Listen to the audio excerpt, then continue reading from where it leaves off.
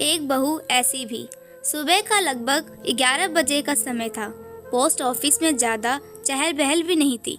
Post office के मेरे cabin से पूरा का पूरा पोस्ट ऑफिस मुझे साफ दिखाई देता था। मेरे नज़र एक 35 से 40 साल की महिला पर गई। दिखने में सीधी सादी, प्रभावशाली व्यक्तित्व वाली, पहनावे से मिडिल क्लास लग रही थी। जिस तरीके से वह ऑफिस के कर्मचारियों से बातचीत कर रही थी, मुझे उनकी बातचीत सुनाई नहीं दे रही थी। उसके स्वभाव की नम्रता साफ झलक रही थी।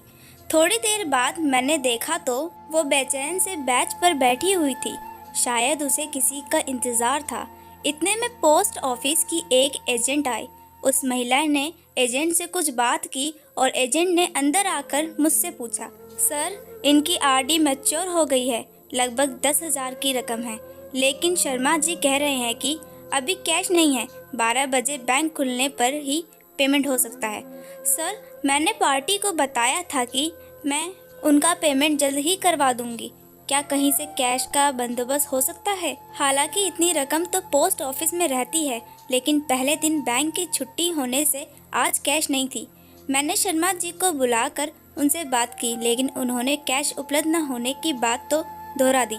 एजेंट से उस महिला को 12:30 बजे तक इंतज़ार करने को कहकर मैं अपने काम में व्यस्त हो गया, क्योंकि बैंक खुलने के बाद कैश लाने में भी आधा घंटा तो लगेगा ही।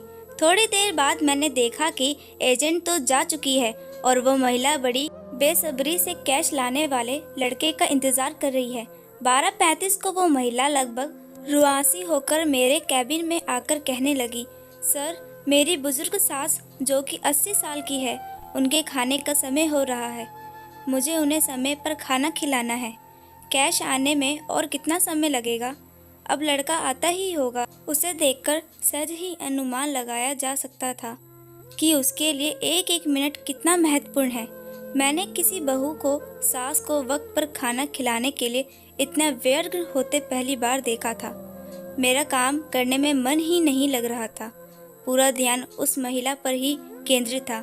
उसकी बेचैनी मुझसे देखी नहीं जा रही थी। सच बताऊं, यदि उस वक्त मेरे पास पैसे होते तो मैं खुद उसे अपने पैसे देकर वक्त पर रवाना कर देता। कैश आने पर मैं अपने पैसे ले लेता, लेकिन हाय रे किस्मत, मेरे पास भी इतने पैसे ना थे। मैंने उससे बुलाकर कहा, आप यहाँ पर हस्ताक्षर कर दीजिए ताकि कैश आने पर आपका उतना वक्त भी बचे। उसने हस्ताक्षर कर दिए और बेंच पर जाकर बैठ गई। 12:45 हो गई, लेकिन लड़का नहीं आया। अब उसका धैर्य जवाब देने लगा। वो मेरे पास आकर कहने लगी, सर, मैं अब और इंतज़ार नहीं कर सकती। मेरा घर भी दूर है, खाना बनाने में भी वक्त लगेगा। मैं कल आकर कैश ले जाऊंगी। देखिए, आपने फॉर्म पर हस्ताक्षर कर दिए हैं, इसका मतलब है कि आपको कैश मिल गई है, अतः कैश तो आपको अभी ही ले जाना होगा। अब वो कुछ ज़्यादा ही परेशान हो गई। 12:55 को वो फिर मेरे पास आई। माफ़ कीजिए, मैं और इंतज़ार नहीं कर सकती, मैं जा रही हूँ। मुझे मेरी सास को वक्त पर खाना खिलाना है, चाहे इसके लिए मेरा इतने रुपए का नुकसान ही क्यों ना हो जाए। और वो सचमुच में चली गई। मैं और मेरा पूरा स्टाफ हैरान होकर उसे जाते हुए देखता रह गया। मेरी पोस्ट मास्टर की नौकरी में ये पहला केस था जिसमें ग्राहक को पैसे से ज़्यादा अपनी सास को खाना खिलाने की पड़ी थी। एक मिडिल क्लास बहू जिसके लिए 10,000 रुपये बहुत मायने रखते हैं। पूरे 12 महीने थोड़े थोड़े पैसे जमा कर कर उसने यह राशि जुटाई थी। इतनी सहजता से पैसे छोड़कर कैसे जा सकती है? हम सभी को ये बात हजम ही नहीं हो रही थी। आजकल की नहीं तो प्राचीन काल से ही सास बहू का रिश्ता एक ऐसा रिश्ता कहलाता है जैसे न चाहते हुए दोनों ही निभाती हैं। आए दिन हम सास बहू के अनबन के किस्से पढ़ते सुनते रहते हैं।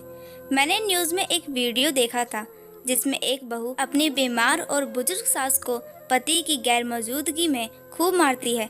ऐसे में मुझे अपने कानों पर, अपनी आंखों पर विश्वास ही नहीं हो रहा था कि ऐसी भी कोई बहू हो सकती है जो सिर्फ सास को वक्त पर खाना खिलाने के लिए। मैं ये सब सोच ही रहा था कि उतने में वह महिला और कैश लाने वाला लड़का दोनों ने एक साथ प्रवेश किया। हुआ ये कि जैसे ही वो महिला बाहर आ गई, वैसे ही उसे लड़का आते हुए दिख गया।